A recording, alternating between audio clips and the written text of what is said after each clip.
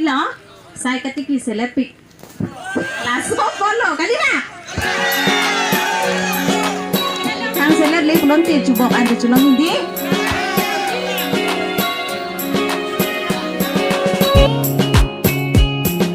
Konat mana rong bin amin, konat mana rong bin amin.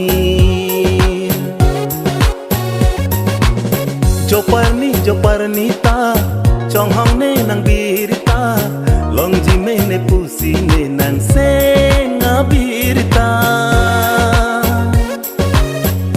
Adap kang sam hune lang na jo, jui nang obong ili ne penang, bisi nang bang bedet ma obong, buan ki jui li seng kang samji, bisi nang bang bedet ma obong, buan ki jui li seng kang samji.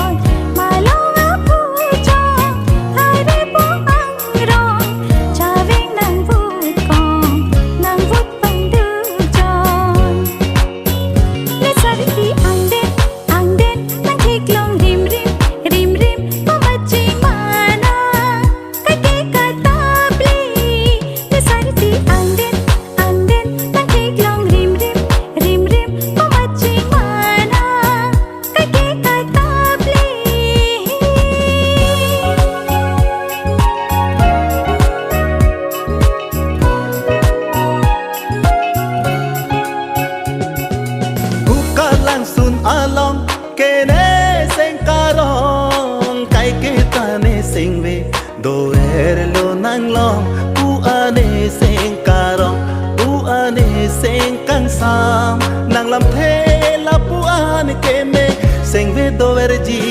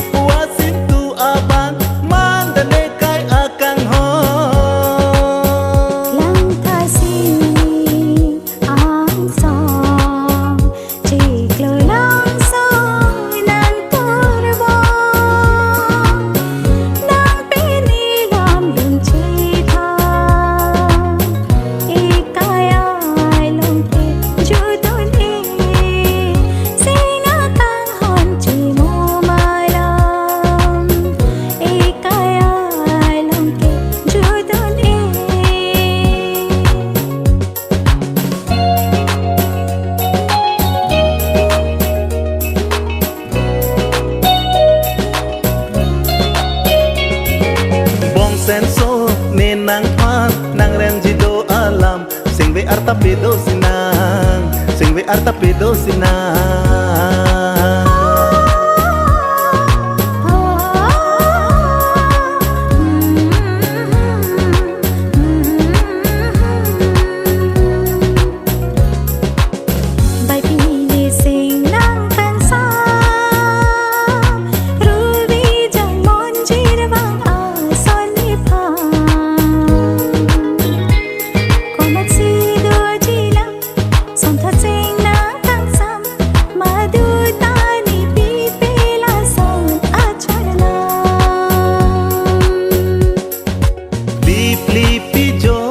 Long cerai kom dun tu dena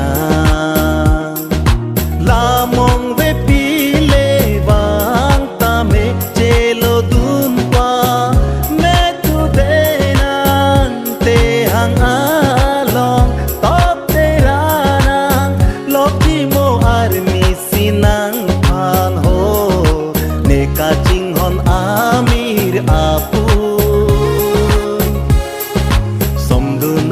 bar bari artu ho neka jinghon amir apu somdu nang nirbari artu